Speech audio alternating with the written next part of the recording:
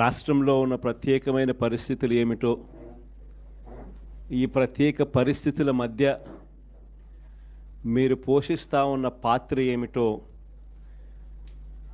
నేను వేరే చెప్పాల్సిన అవసరం లేదు. నిజంగా ఈరోజు పార్టీకి అన్ని రకాలుగా ఒక పెద్దన్న పాత్ర ఎవరైనా పోషిస్తూ ఉన్నారు అంటే అది న్యాయవాదులే అని చెప్పాలి.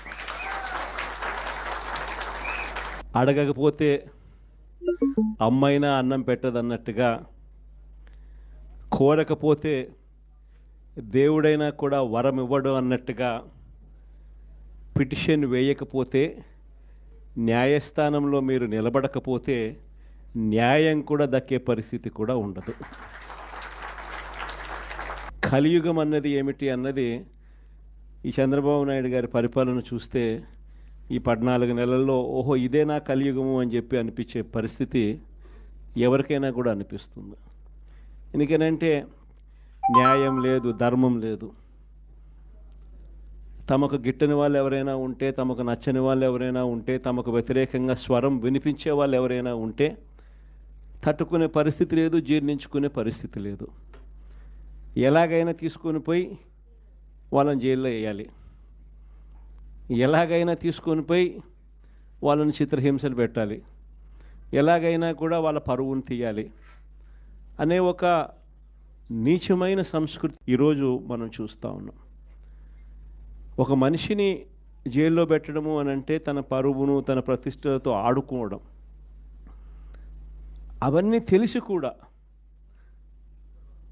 ఏ తప్పు చేయకపోయినా కూడా బురద వేసి తప్పు చేశాడు అని చెప్పి దానికోసం దొంగ సాక్ష్యాలను క్రియేట్ చేసి కేవలం వీళ్ళు పెట్టే ప్రలోభాలు, వీళ్ళు పెట్టే భయం తప్ప వేరే బేసి లేదు, వేరే సాక్ష్యము లేదు.